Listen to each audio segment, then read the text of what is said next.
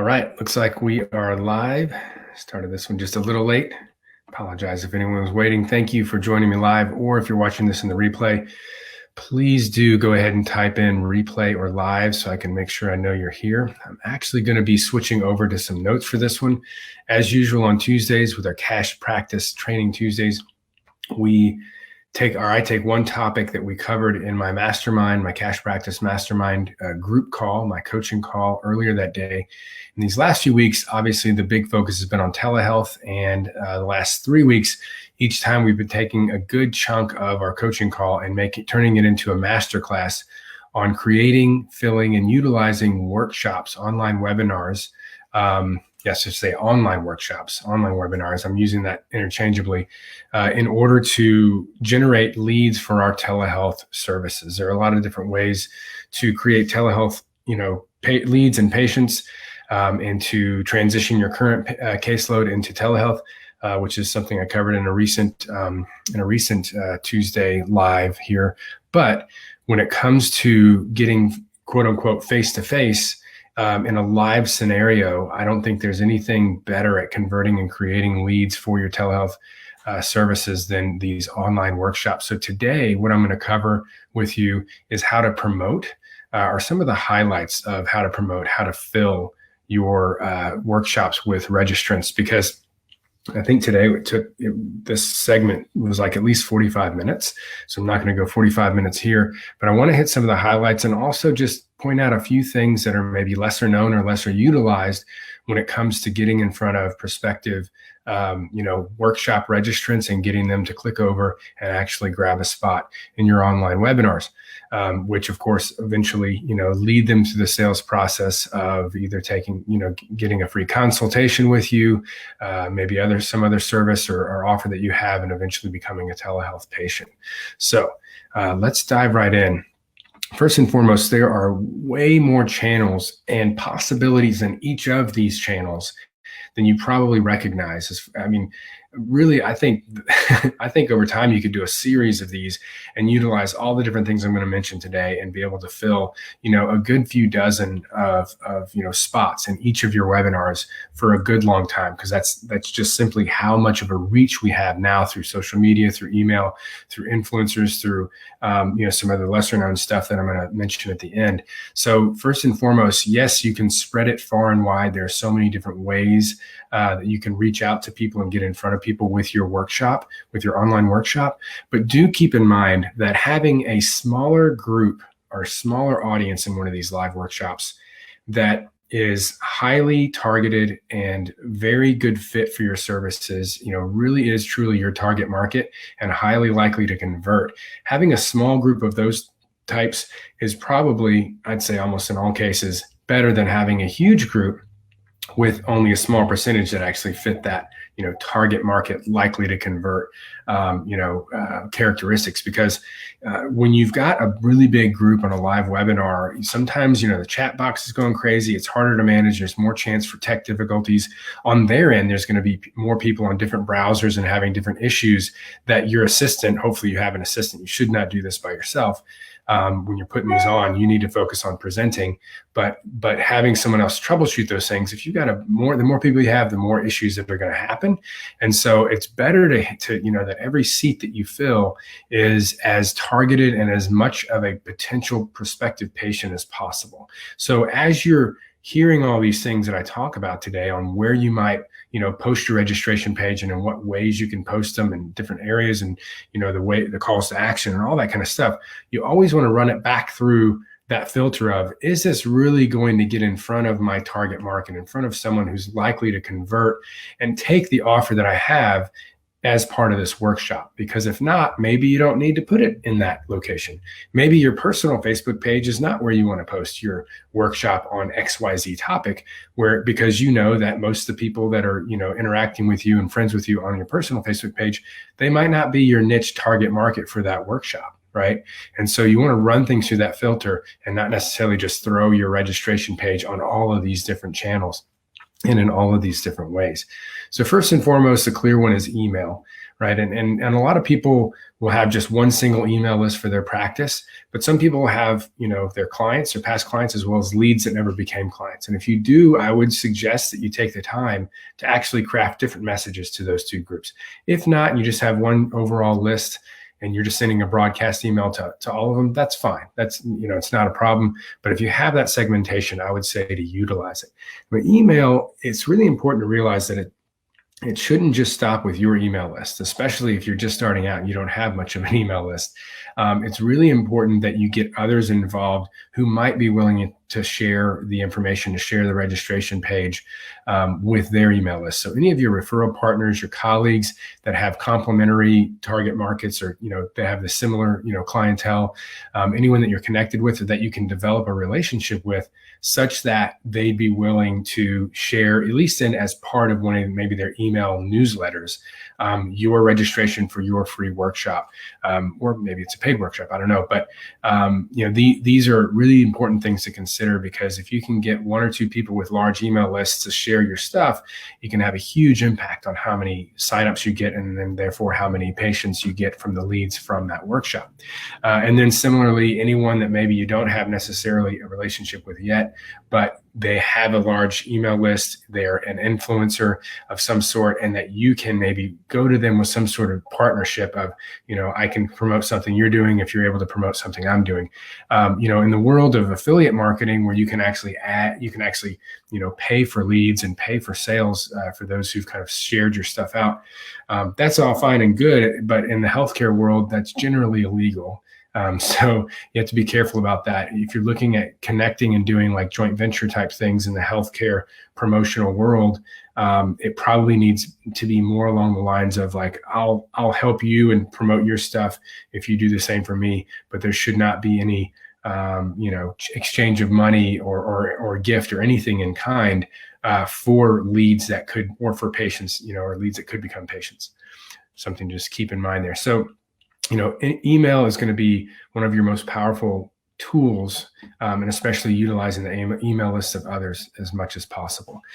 Social media, there's just so many platforms. Obviously, Facebook and Instagram are your primary ones. But one thing I want to mention here, I'm not going to go into crazy detail, is don't forget about LinkedIn.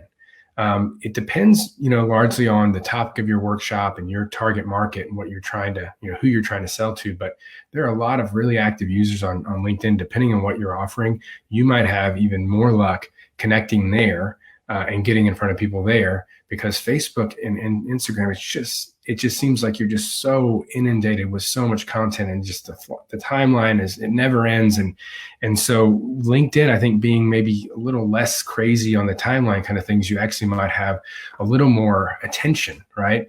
And then one of the things that some of my mastermind members had mentioned doing today is that they're connecting with their people on LinkedIn, and they're sending them direct messages for their workshop registrations and saying, like, hey, I know a lot of us are stuck at home, working at home with a non-ideal, ergonomic setup. I'm doing a short workshop on that topic, on how you can quickly and easily and affordably, set up your home workstation so that you don't develop neck and back pain. If you're interested, click here. And they're getting signups that way. So, utilizing the direct message component of LinkedIn, of Facebook, and of Instagram is something that you also shouldn't forget, because a lot of people don't really think about doing that. They're just thinking your general timeline posts, right? Again, like I said earlier, personal page, maybe you want to post it there, maybe you don't. Certainly you want to post it on your business page. And then don't forget about groups, not just groups that you've created, but any groups that you could join, connect with the admin, and just say, look, I think this would be of high value to your, and useful to your audience here in this group, to the group members. Would you mind if I post it? And if you can ask them, if you have the type of relationship, if they seem really, willing and happy to have you post it, maybe you can get them to post it, because it's going to have a little more impact when the admin or creator of a group posts something versus just one of its members. So get creative. One of the things that I wanted to pass along today was that, your target market could be a part of a lot of different groups that you find on Facebook, or even locally networking, that are now hosting things online. So I'll get to that here in a little bit, as far as the lesser known things, but just get creative with the different groups that you might be able to connect with that have your potential patients in them. I mean, if you're talking about doing something for back pain, due to ergonomic setup at home, like the workshop I'm going to be doing later this week, why wouldn't I post this on like your Austin startup groups, your Austin, web designer groups, the industries where someone's sitting at a desk but probably stuck at home right now. So get creative with where you might be able to connect with the admins and get in front of these groups. And then another add-on to that with groups is that if you post it somewhere and it's well received and it's getting a lot of comments and interaction, you might go to the admin and say, hey, it seems to be really of interest to your folks. Before I do this workshop to all these people, what would you think about me doing a Facebook Live presentation here for them? And I can, maybe share one or two of the points from the workshop and then do a Q&A, help them out ahead of time. And if they're open to doing that, you're probably going to get a lot of workshop signups if you do something like that and get a much broader reach and impact kind of in relationship building within that group. I'm going to skip forward. Talked about in the mastermind group today. Again, of course, as always, if you're interested in getting my direct feedback, questions answered, challenges, addressed by me in support of our mastermind group, you can go to drjarodcarter.com/mastermind to check out the details there. But with them today, I was talking a lot about how you can utilize Facebook and Instagram Lives, and then, just the power of asking and not forgetting to ask certain people. Maybe asking your staff, can you please share this, this workshop that I'm using to fill your schedule? I'd love it if you would share that, with your, to the people that you think would be interested or on your personal page, or, forward the emails. Don't forget in your emails themselves to say, if you know of anyone who might benefit from this, workshop topic, please forward them this email. The power of asking and knowing how to ask is just, it can't be understated. So a couple of things that I wanted to mention, there's I covered a ton of stuff today on this. There are two other parts. One is the phone. Just because someone had come in as a patient and seen you for a handful of times, or maybe they've repeated and come back a few times, doesn't mean they're going to see your emails, doesn't mean they're going to see your social posts. And so if you have the phone number of past clients that you think would be a great fit for whatever you're going to be doing your workshop on, this would be a great time to pick up the phone, text them first, say, hey, I just want to reach out about something. I'm going to be calling in a minute. More likely that they'll pick up. And then you can have a short conversation to say, hey, I don't know if you saw the email or the social post, but I just wanted to make sure you knew about this workshop for XYZ reasons, in benefit transformation kind of reasons. And if not, then you can say, I'm going to text you the registration page now. I think we still have a few spots before we're maxed out. So, reaching out to those high level clientele you had a good relationship with, and just making sure that they saw those things, because you can't assume that they did. You shouldn't assume that they did. And even if it hit their inbox, you don't know that your subject line was enough to get them to open, and it's nothing personal against you. It's just everyone's busy, so reach out via the phone when you can. And then the last thing were just some lesser known, lesser used options. Using, set up an Eventbrite page for any online workshops. There's a lot of Eventbrite and meetup.com stuff that's now online, or it has been for a while. So again, meetup.com page, Eventbrite page, any of your local networking groups that you were a part of or thinking about connecting with, this would be a great time to go ahead and reconnect if you haven't stayed connected, and let them know, let the administrators know, hey, I'm putting on this workshop. Please share it with our members.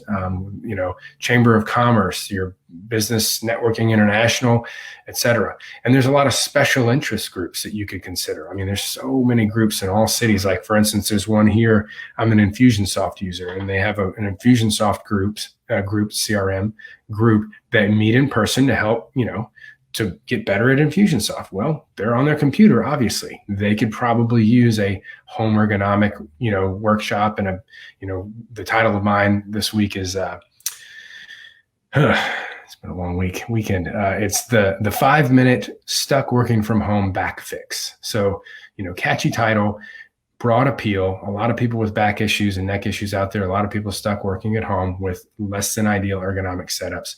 And it's something I'm going to be able to bring a lot of value to them in a very short amount of time.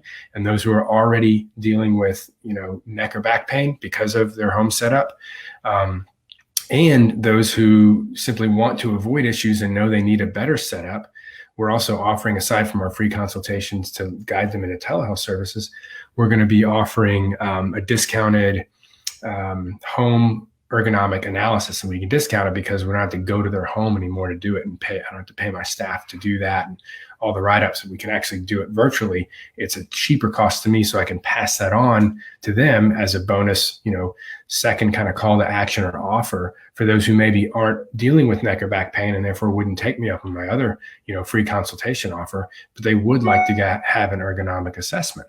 So these are all kind of, pathways to get in front of a ton of different eyes, a ton of your target market eyeballs, and get those workshops filled so that you can really launch and get your telehealth services going strong. It's a beautiful thing that we can now, you can treat anyone throughout your entire state that you're licensed in. And it's no longer a matter of, just the people that are 2 to 5 or so miles around your clinic. There really is a lot of opportunity here. And I think that doing online workshops is a big way to generate that type of business and make this really, really successful for you.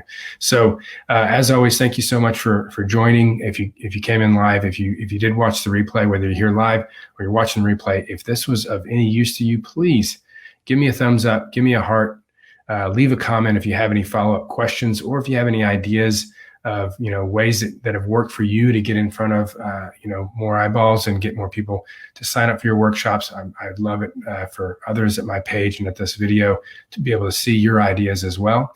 So please let me know in the comments, and thank you as always. We'll see you next Tuesday.